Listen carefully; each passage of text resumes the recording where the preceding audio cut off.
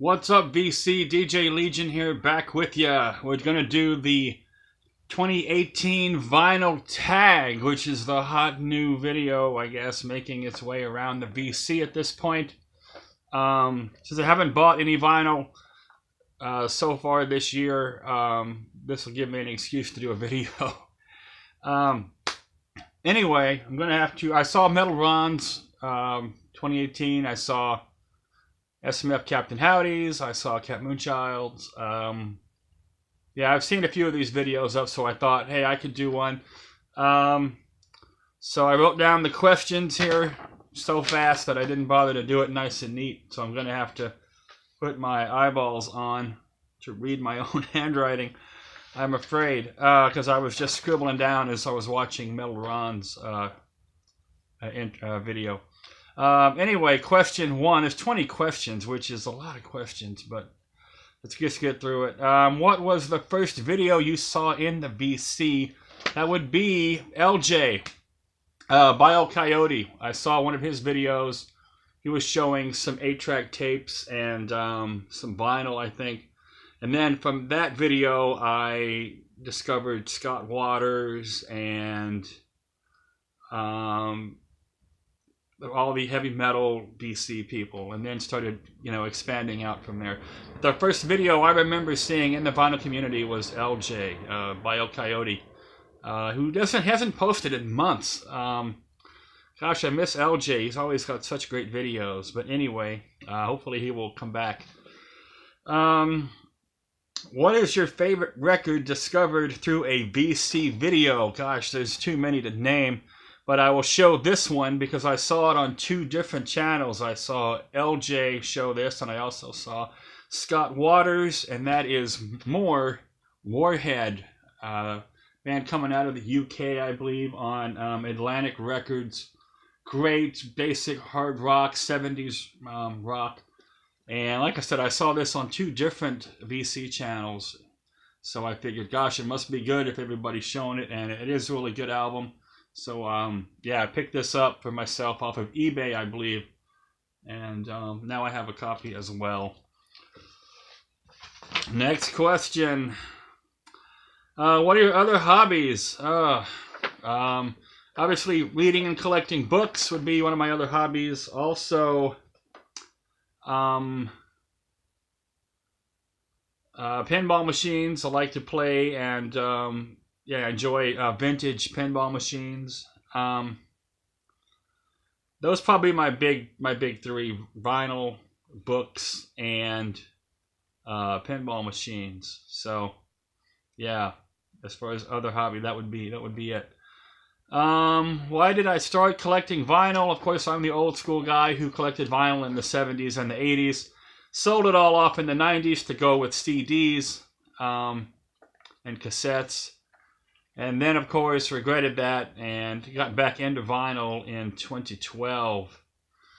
So, and I've had to rebuild my collection, which I have done. I only had about, 75, 80 albums back in, the day, back in high school, so to speak. So, now, of course, I have, I don't know how many hundreds, 500, 600 albums. So my collection is, far superior to what it was before.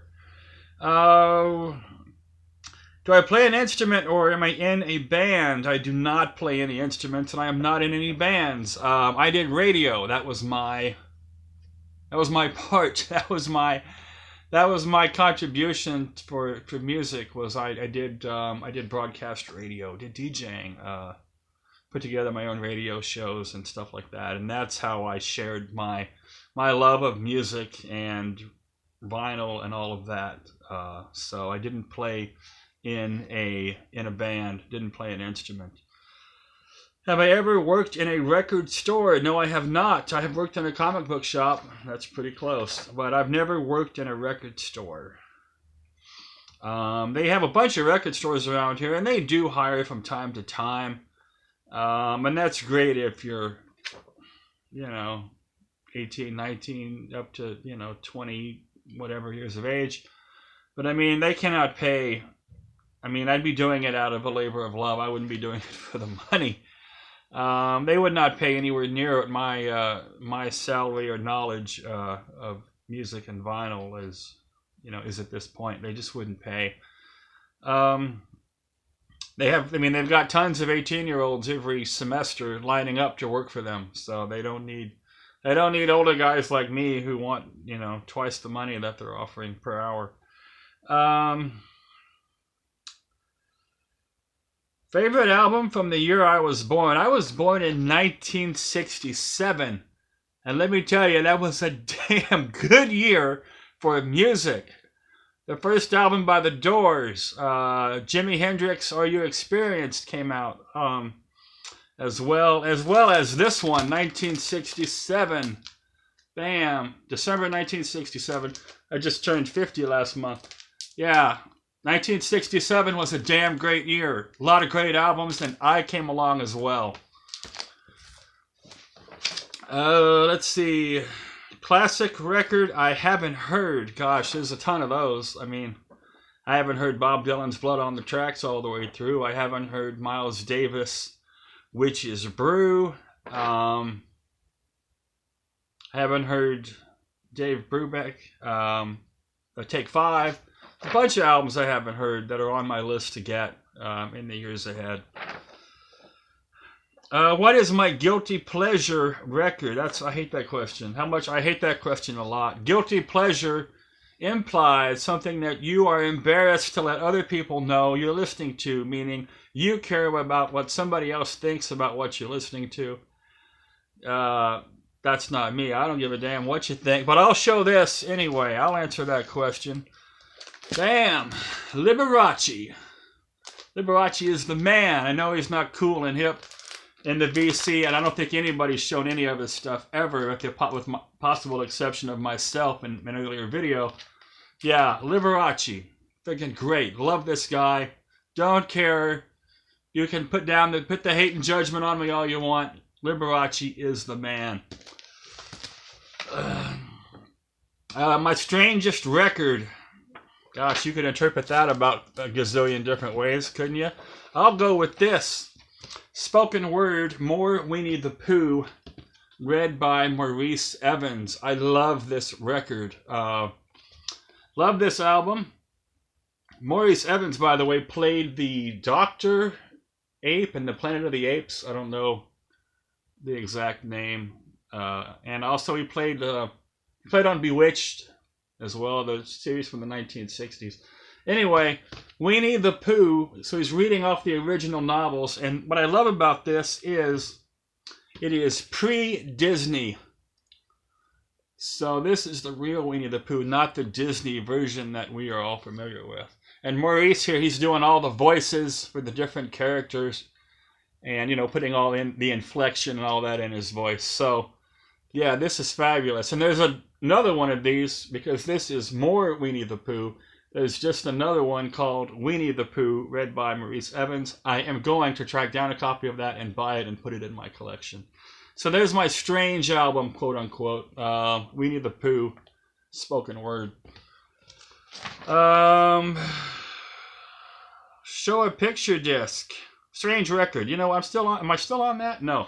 Let's show another strange one. I got 2 of those, I believe. Yeah. David Bowie reads Peter the Wolf. All you David Bowie fans, this one might have slipped past you. Yeah, great stuff on RCA Red Label, green vinyl. David Bowie reads Peter the Wolf. So there's another strange one. If you're not seeing this in the Bowie section of your record store, and you have to have everything, check the children's section and you might find one of these. Okay, moving on. Are we doing another strange one? Gosh, I've got another one. I did 3 of these. I don't know why I did 3 strange albums. I picked all this out yesterday and have since forgotten what I was going to show. The New York Taxi Driver. This is recordings of New York taxi drivers being interviewed while they're on duty in New York in the 1950s. This is fantastic. What a time capsule testament document of that time period. Yeah, New York in the 1950s, the New York Taxi Driver. It's a great album as well, as far as strange albums go that you know are unique. Okay, moving on. Show a picture disc. All right, fine. Iron Maiden, Empire of the Clouds. That was easy.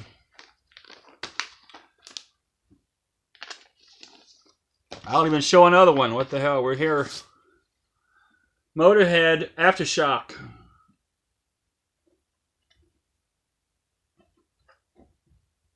Bam, there we go. There's two picture discs for you.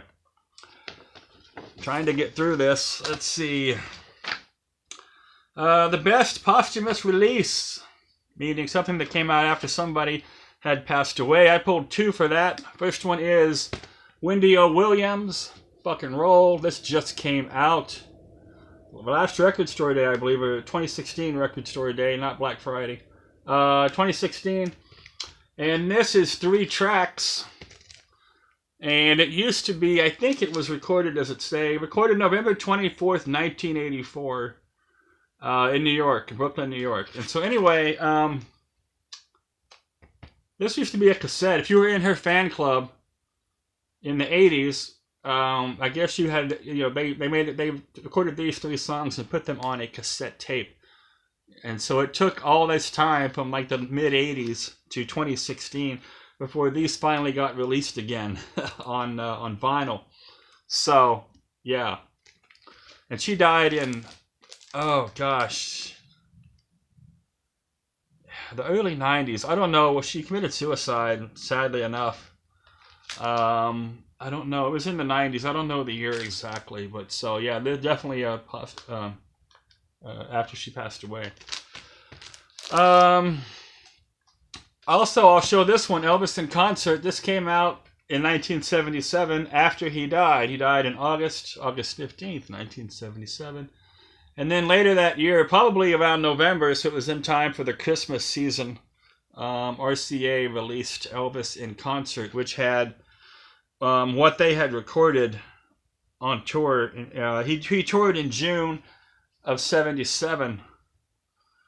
2 months before he died, he was on tour, and they recorded a bunch of those shows, and this is kind of a compilation of some of those recordings.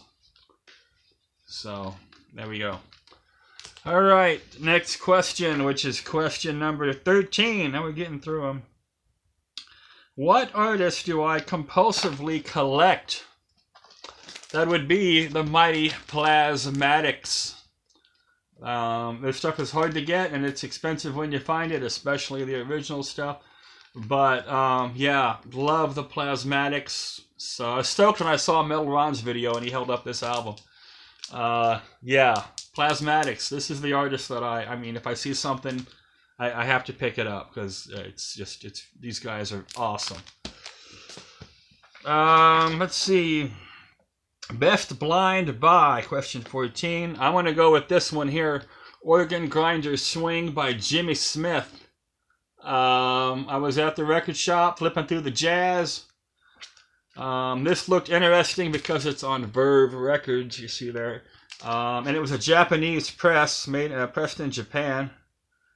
And anyway, somebody else, another customer, said, "Man, that's a great album. It's a really good album. You should get that." And so I did. I'd never heard of them, and didn't know anything about him. But based on that one guy, he said I should get it. I picked it up, and it's great stuff. This is like $15 or $17, which, considering it was a blind buy, it was pretty spendy. But like I said, it's a Japanese press, and it's on Verve, so it's great stuff. All right, question number 16. Favorite album cover? Really? I mean, come on. There's a gazillion album covers that are awesome, you know.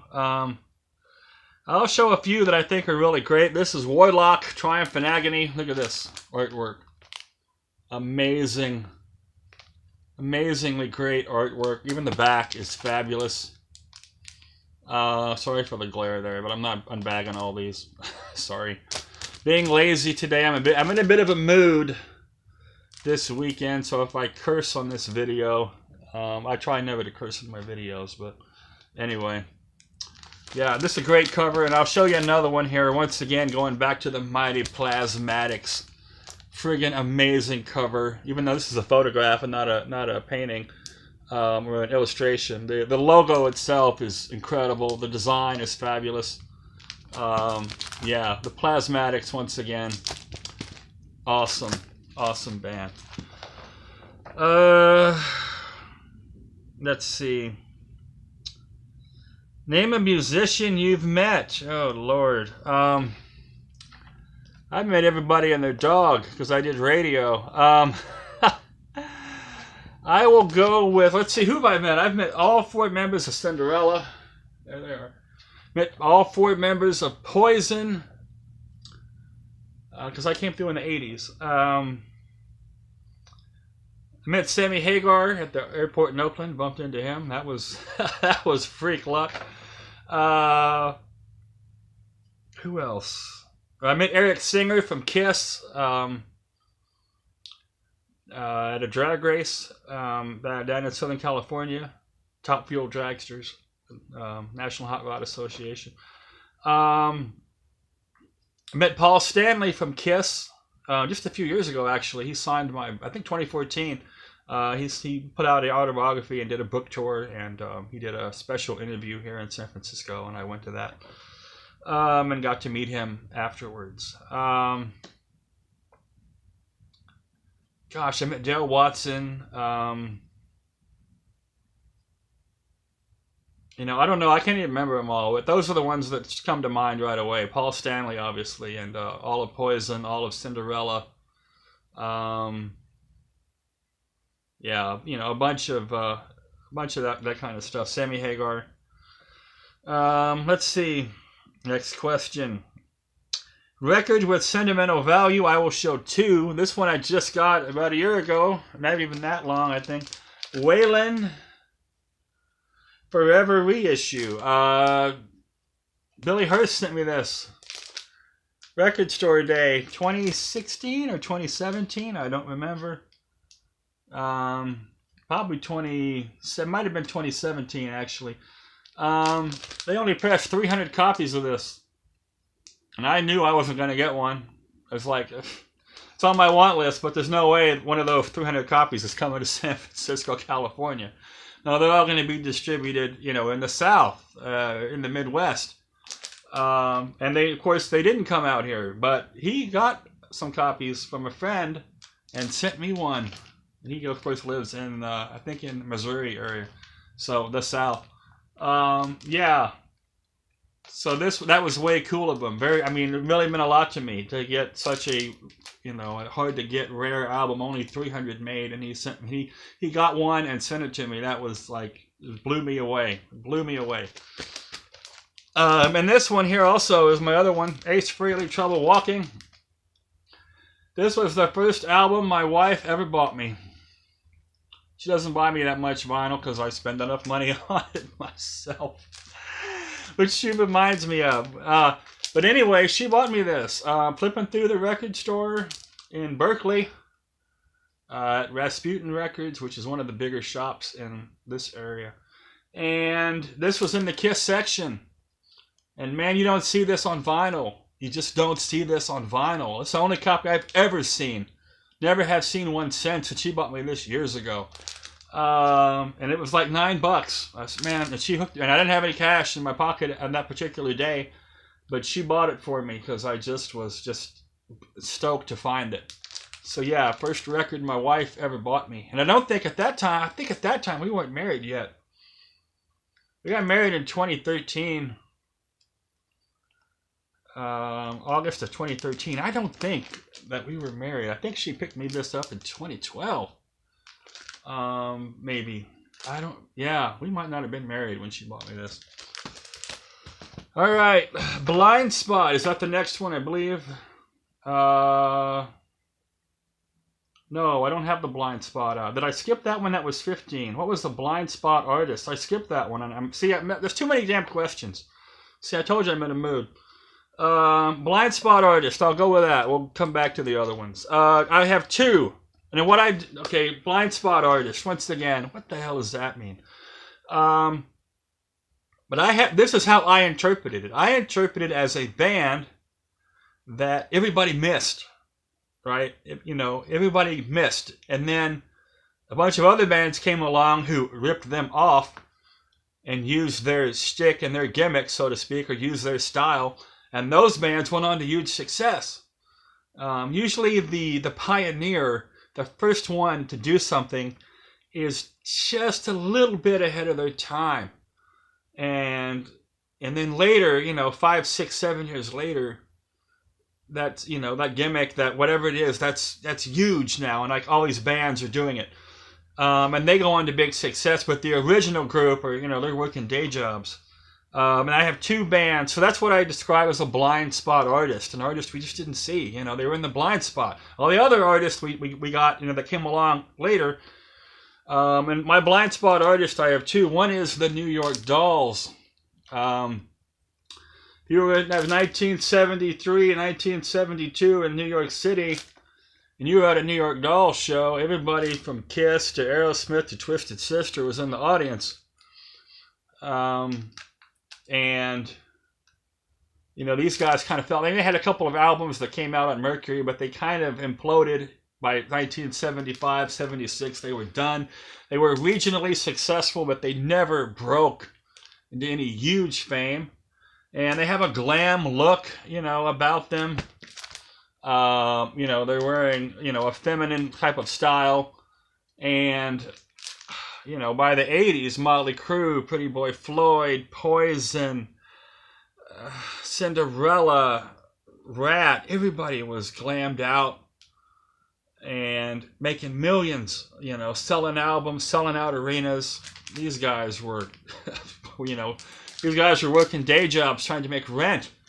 And, these guys were the pioneer of that style. So yeah, the New York Dolls. And the next one I'll show, blind spot artist, Anvil. This album came out this is their second album actually, and it came out in 1982. First album came out in 1980, I believe, or 81. This is thrash. Heavy metal coming out of Canada on Attic Records. This is 2 years before anybody had heard of Metallica, Slayer, Anthrax, Megadeth, Testament. No, and those bands weren't, those bands were formed, kinda, but, these guys were already putting out thrash metal years before those other bands. And these guys also never caught on big. And so, struggled, working day jobs, just putting out albums on independent labels. And, yeah. So another band that was ahead of their time. Okay, now where are we at? Favorite album no one knows. Okay, we're back down to question 19 now. I'm going to go with this. Brian Setzer. I have a few of those too to show. Brian Setzer, The Knife Feels Like Justice. This was his first album after the Stray Cats broke up the first time. I love this album, and this thing didn't sell. It's not rockabilly, which is what, see how young he is, by the way? It's not rockabilly, which is what he's known for. But I love this album. Brian Setzer, The Knife Feels Like Justice. So good. Just good, catchy rock music. Yeah, but it didn't sell. It didn't sell. And that's a damn shame because it's great stuff. You can look it up. There's videos. I know there's a video actually for the title track, The Knife Feels Like Justice. But every song on this is awesome. Yeah, so this is it. The album one of my favorite albums that no one knows. And I'll show two more because I don't know why the hell everybody in the BC doesn't have these next two albums in their collection. But I don't think I've ever seen anybody show these in the years I've been in the VC. And I don't know the hell why not. Rodriguez, Cold Fact, and Rodriguez, Coming From Reality. These albums are friggin' amazing. You know, I don't know why, but I don't think I've ever seen anybody hold these up. And this is amazing, great psychedelic folk rock, Bob Dylan-esque style. It's fabulous. Why does everybody not have this? Especially this one. It's freaking epic. And this one is also really, really good as well. I bought these at the concert. I saw him in San Francisco a few years ago. I was glad I did. Since I'd seen him, he is now pretty much blind. In the last few years, his eyesight has gotten worse. Now he has to be escorted on and off the stage. He's doing everything by feel because he can't see anymore. Yeah, well, this is 1970, I believe, and this is 71. These are reissues, but originals go for hundreds. Yeah, why do you people not have these? Because these are freaking awesome. Anyway, and question 20. Favorite album of a genre I don't know well. Opera. You know, we're not big on opera in the BC for some reason. Leontyne Price.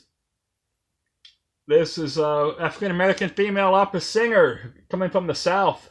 Great stuff. In fact, I love this album so much. This is my upgrade. I actually got, this is my upgraded copy. Yeah, I got this all beat up, you know, for free. You know how people just donate stuff, and yeah, I got it. And this was great. And I liked it so much, I managed to track down an actual nicer copy. So I actually spent a little money to get an opera record.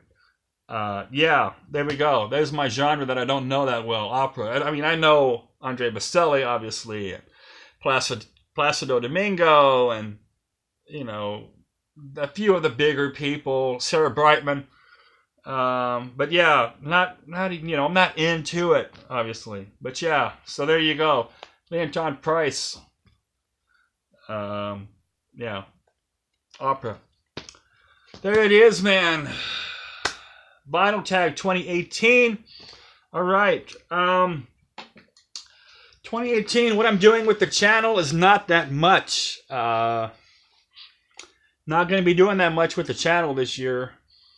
Just got a lot of goals, a lot of other objectives, mainly health and physical fitness objectives that I'm going to be striving for. You know, I have a lot of goals for this year and a lot of, I kind of put down like 6 areas that I want to improve in. You know, my health, spiritual life, professional life, so yada yada. And then I went underneath each of those and put 2 or 3 daily, weekly, or monthly habits that I could do to, you know, improve each of those areas. And nowhere in there is anything about the VC or YouTube or growing the channel or making videos on a regular basis or any of that. So my channel will not be high up on my priority list. That's not to say I won't be making videos. But I mean, I haven't even bought any vinyl. Hell, in damn near a month. So, and I'm not planning on buying any until at least a couple more weeks, maybe sometime in February. So yeah, just not going to be, you know, pushing the channel, so to speak. I'm just going to load videos when I can, maybe 2 a month, and that's, you know, it's just going to take its course out there. So anyway, that is it for this video. I hope you all have a great 2018, and I hope that if you like this video, you will give it a like and a thumbs up. A like and a thumbs up? No. You'll give it a thumbs up and or a like. And leave a comment if you have one. I love comments, and yeah, so on and so forth. Appreciate all the support, all my subscribers. We're at 527 subscribers as of right now. So I anticipate, you know, even not pushing the channel that much, I'm going to break 600 subscribers before, you know, before the end of the year, obviously. So that's fantastic. So anyway, that's it, and that's all. Till I see you again, you know what to do. Turn up the music. Turn down the drama. 2018, it doesn't change. You see, you still have to keep turning down the drama and turning up the music. And there's going to be plenty of drama 2018, and everybody's going to want to suck you into it. Just tune that crap out and turn up the music. See you soon.